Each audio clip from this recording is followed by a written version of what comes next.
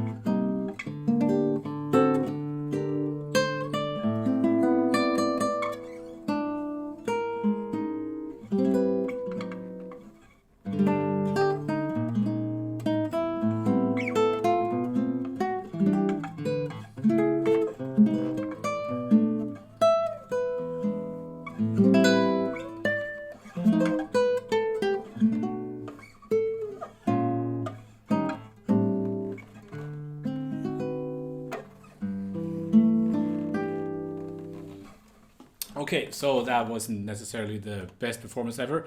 The point of this video is not to showcase my playing, it's to show you the arrangement. So let's break it down and let's look at the first part.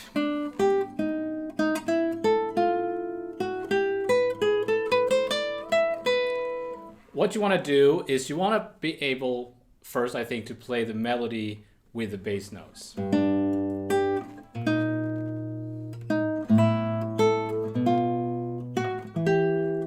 Here you could play a D in the bass, C sharp,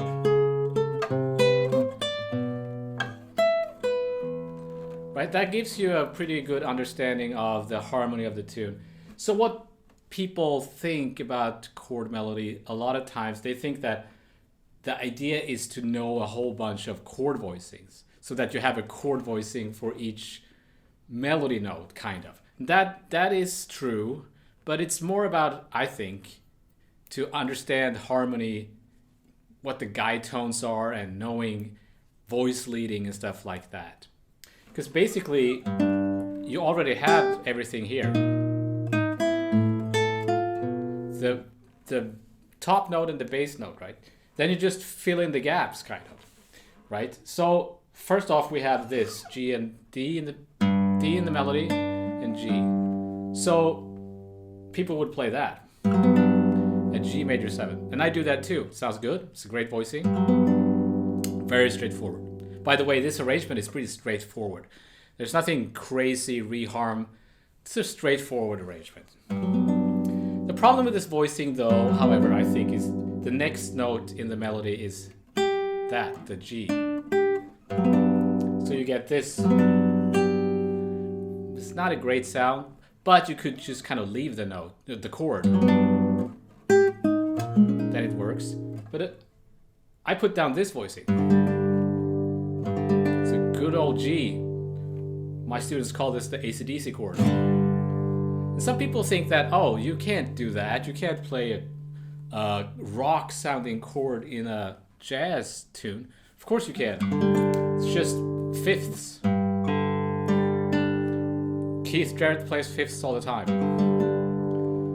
That fits better with the next melody note. Next chord, self-explanatory choice of voicing. It's a regular minor 11 chord. Obviously, you could come up with super fancy chord voicings for this too, but sometimes the most obvious chord is the right option. Oh, sorry. A minor. I throw in an open string voicing there.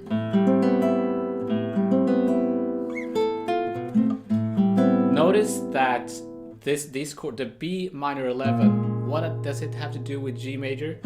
It's like a chromatic 2-5, right? So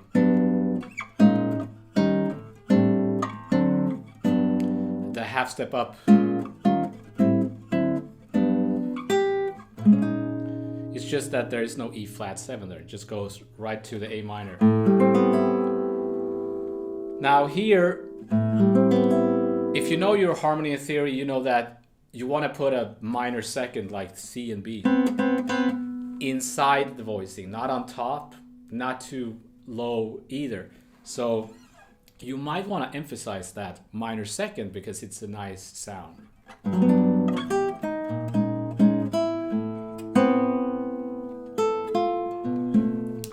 The real book, I think, says B7 flat 5 here. I find this voicing, just personally, it's a bit of a lame voicing.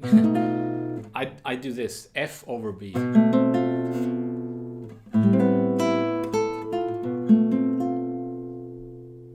And if you've been following my videos, you know that I'm all about F over B.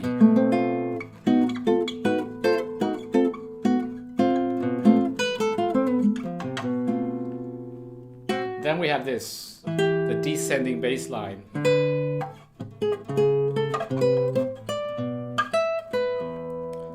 So E minor, which is a regular good old E minor chord. Then you could put the bass note there if you wanted to, the D. Now we have C sharp, the G sharp in the melody, and most real books say C sharp minor there. C sharp minor. What? What has C sharp minor got to do with G major? Well, nothing. But it's, in my opinion, it's not a C sharp minor. It's some kind of A. That note is just a leading note. Listen to the melody, right?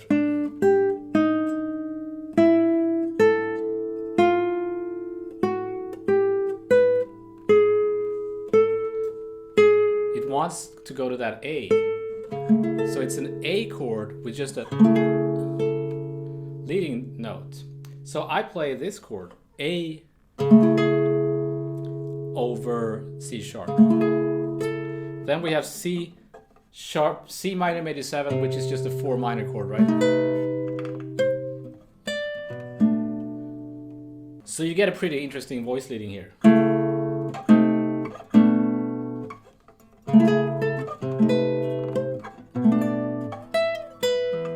Then just the guide tones here too. So I don't notice that I don't play the flat 5 in the B minor 7 flat 5. I just play the guide tones. You don't need the flat 5.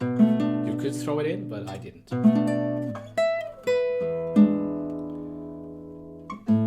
Then back to A minor 9. This time with the 9th on top. And then, you know, I don't play a chord over or under each chord or each melody note. I just kind of leave some notes hanging. You don't need a chord. That's a mistake, that you think that you need a chord for each melody note, like.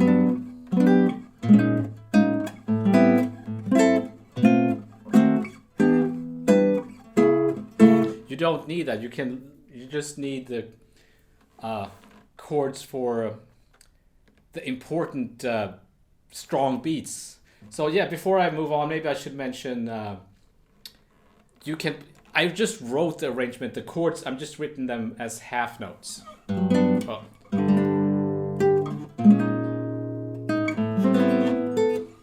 Of course you could break it up and maybe break the chords.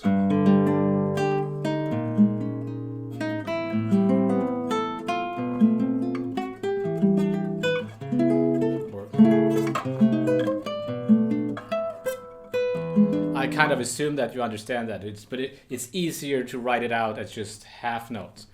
Or you could play the melody note first and then the chord.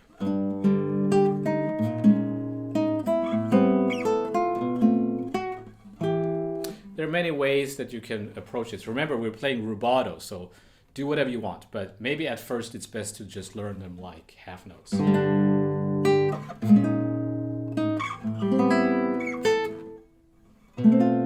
So where were we? Oh yeah, A minor, and then F7. I play this chord, F, A, E, flat, C. I guess it's a drop 2, drop 3 maybe. You could play that, F9, but then I can't play the melody without letting go of the voicing. That's why I prefer this, because I can keep the chord.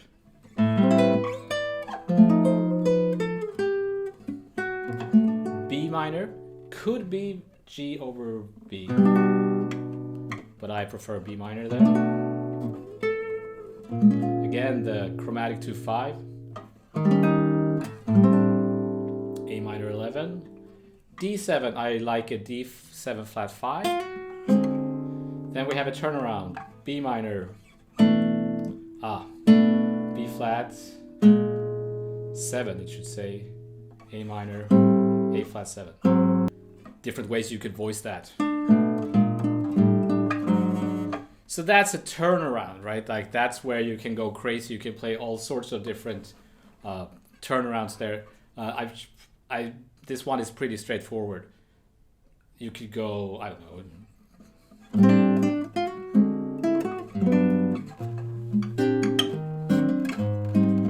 So depending on how far you want to stretch things, right? This again is a pretty straightforward arrangement, so I keep it pretty simple.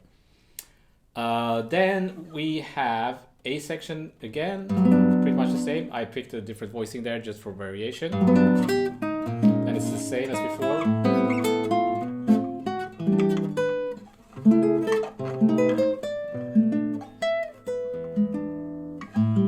Here I go triad pairs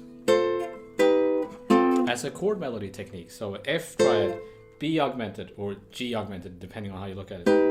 F, B augmented. So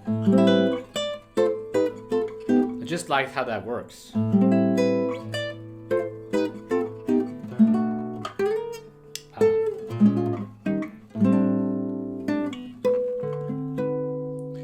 D13, flat 9, G major 7. D in the bass. I keep that D there if you can.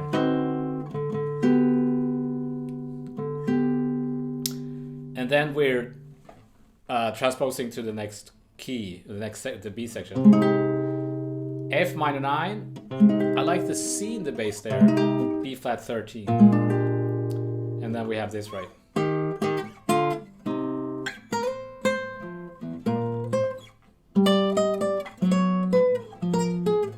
Again, I was just playing the melody and the bass notes there. So here, I do that, or I could do this.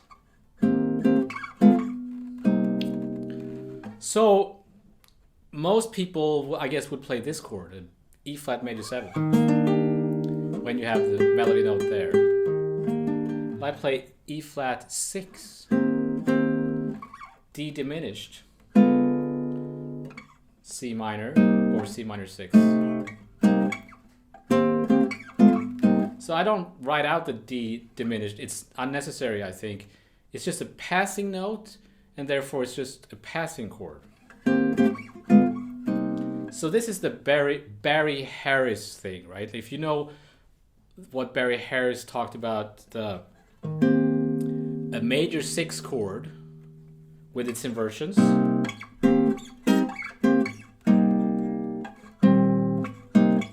And then with a diminished chord between.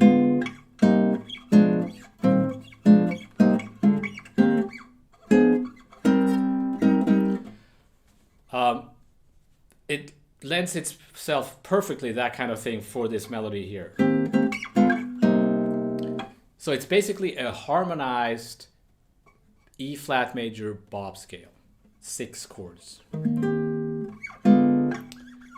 So if you have no idea what the hell I was talking about there, I strongly recommend this YouTube channel that I've been watching a lot, that is called Things I Learned from Barry Harris. So I'll put a link to that channel if you haven't seen that. It's a great channel. This guy who I assume studied with Barry Harris and just posts videos where he covers the kind of stuff that he learned from Barry Harris, hence the name, Things I Learned from Barry Harris. And he goes over these kind of harmonized bop scales and stuff. It's really, really interesting. So I strongly recommend that, and a big shout out to Things I Learned from Barry Harris. So I'm not going to get into it too much here because that would take too long. Or minor 6.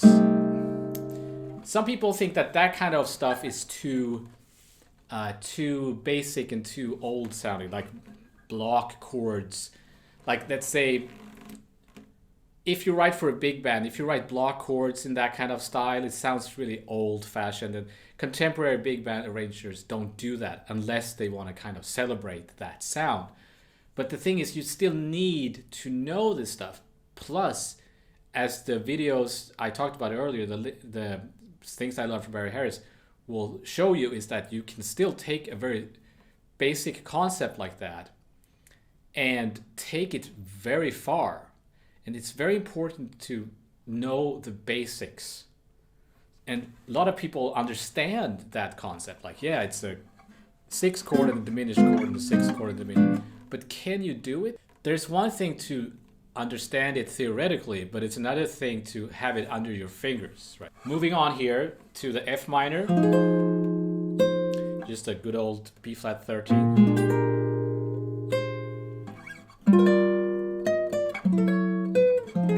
Here you have the chromatic minor chords.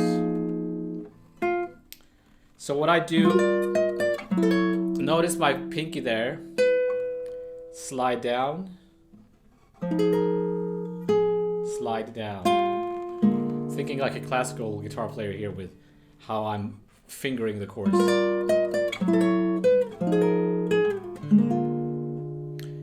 This is just a regular B flat 4-part chord, right? If you want to be fancy, you can leave that note, and again you have a minor second, the A flat and open G.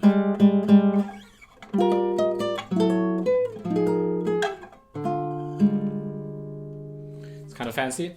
Then for variation, a regular E flat major 7 chord, diminished C minor. Then we have this open D string, G minor,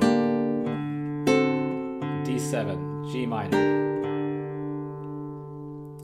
You could do the Barry Harris thing there too, so G minor, 6, D diminished, F sharp diminished, G minor 6,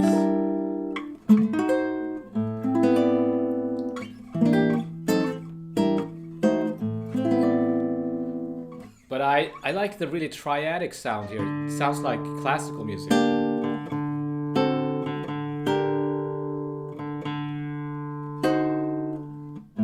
Then we have the big A minor 11, 9, with an open 9.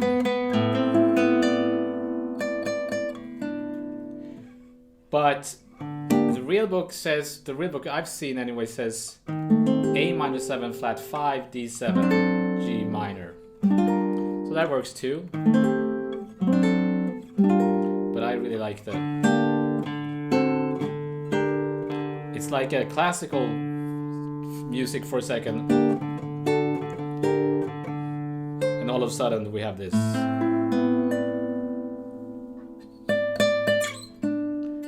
Again, the chromatic 2 5s.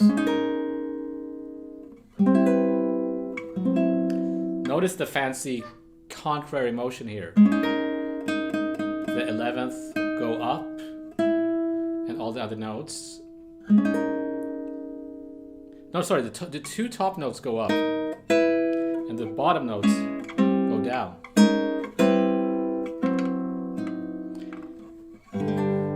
And then we have the A section again.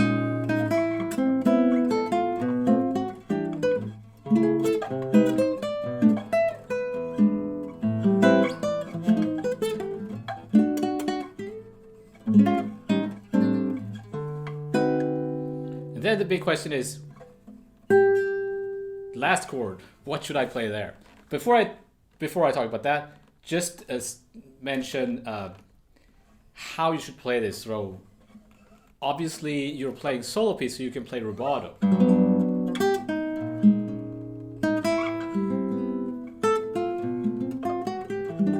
Meaning you can stretch the time. Nobody's playing with you, so you can do whatever you want. You can go in and out of time. Remember though that people are listening and you don't want to confuse people too much. You want to be the audience to be able to follow what you're doing.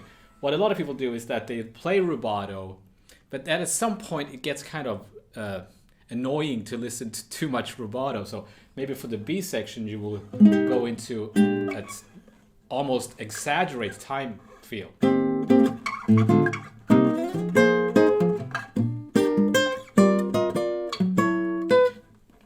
You can also go in and out of swing, like really swing.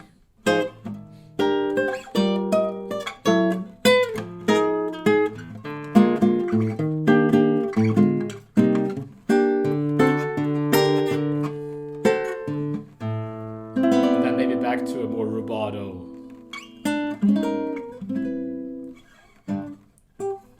Maybe you want to stay in a timing, more even rhythm. That's the kind of decisions you have to make either beforehand or on the spot, but like whatever you feel like. And if you like, if the audience is falling asleep, maybe you should go into more swing. You know, those are the decisions you have to make. Now, the last chord.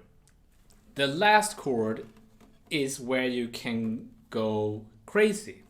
So what you can do is you can either play a chord under that note, which happens to be the root, which gives you not too many options, unfortunately.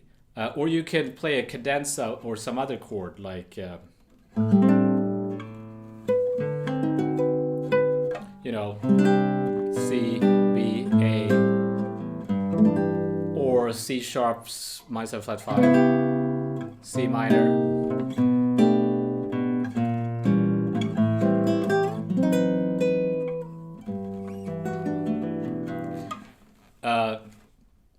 All those things are pretty straightforward, and but if you want to just play that note there,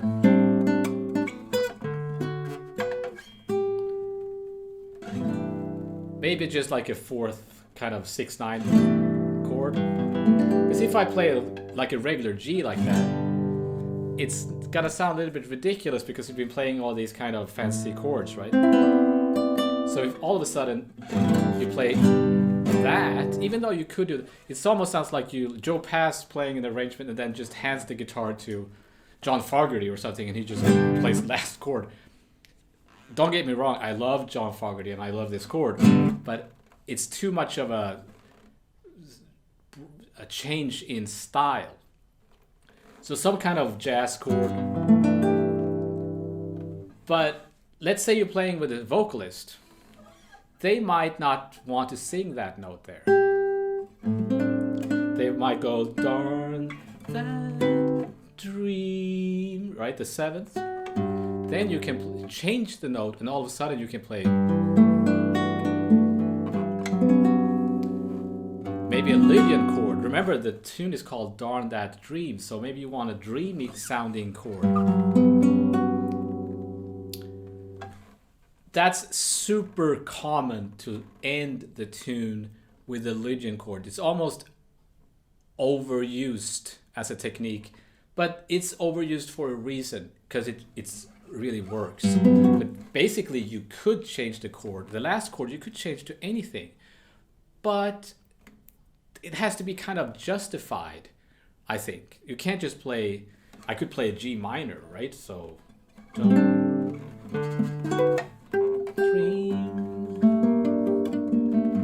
but it doesn't make any sense, right? Like it's like, why would you do that?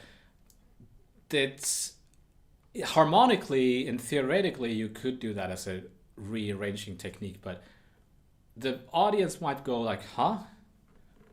What was that? And that's not the reaction you want necessarily. What I did, I arranged this for a concert I did, like my final recital actually in college. I ended on a whole tone thing, so.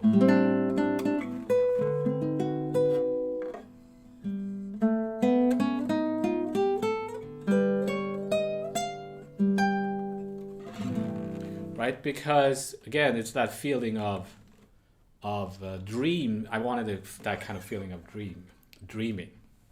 Obviously, you can come up with an intro of your own. You don't have to start where the melody starts. You don't want to make it too long if you're playing, let's say you're making an intro to the tune and you're going to play it with the band. But you can play an intro and you can extend the outro. You can play a little cadenza at the end, right? Here. You can stay on that chord. Play your diminished material.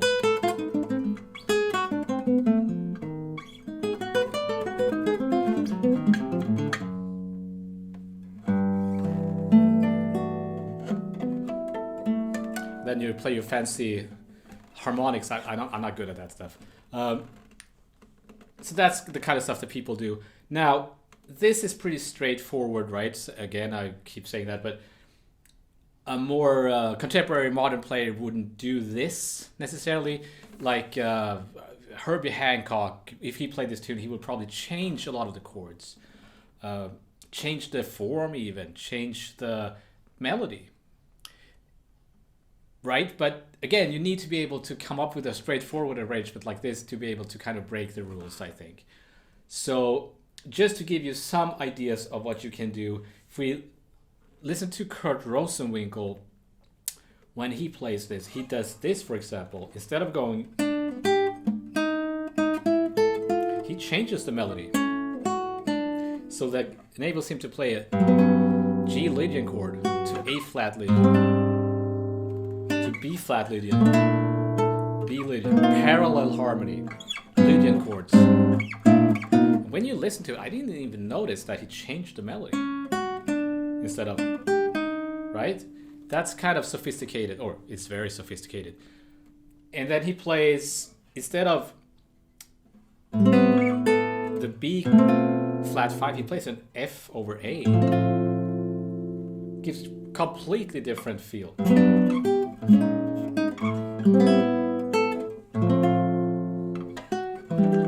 Then he plays an A minor, minor major 7 there.